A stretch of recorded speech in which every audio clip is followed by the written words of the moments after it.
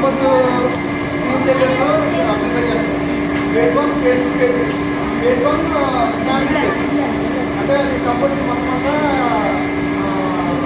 Decorate చేయడం, తర్వాత దాన్ని ఎలా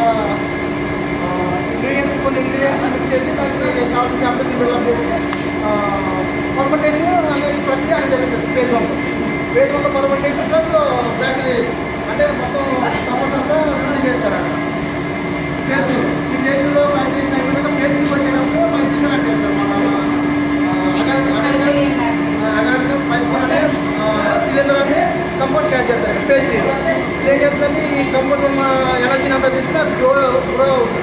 అది ప్లేస్ అయితే కేసెస్ అప్లై చేస్తారు. అది final stage, 4th stage cases.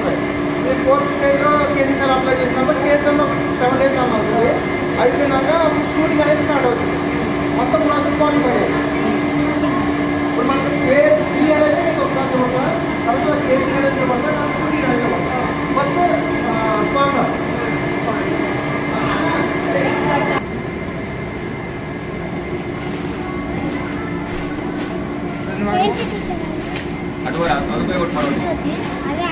అక్కడ మొత్తం 100% హైజీన్ అవుతుంది. ప్యూరిఫై అయితే హైజీన్ అవుతుంది. ఫ్యాక్టరీ చేసినట్టే మొత్తం అన్వాంటెడ్ బ్యాక్టీరియా మొత్తం అక్కడ చచ్చిపోతుంది. మనకు కావాల్సిన బ్యాక్టీరియా ఇందులో గ్రో అవుతుంది. దీనికి మనం షీడ్ అనేది యాడ్ చేస్తాం ఇక్కడ కంపోస్ట్. అవునవును చూపిస్తారా ఎట్లా seeds? Mushroom seeds, mushroom seeds, అది మిల్లెట్. దీని మీద మనకి అగర బైస్పర్ అనే శిలీంధ్రాన్ని డెవలప్ చేస్తారు.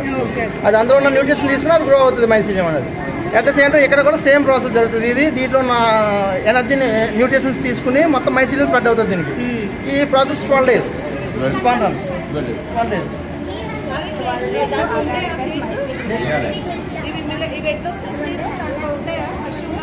మష్రూమ్ ఉండవండి. ఇదేంటంటే ఇది వీట్ గోధుమ గింజ.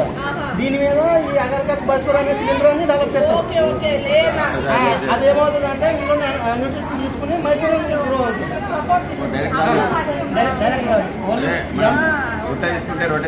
సింపుల్ గా చెప్పాలంటే ఇది ఒక బూజు ఫంగస్.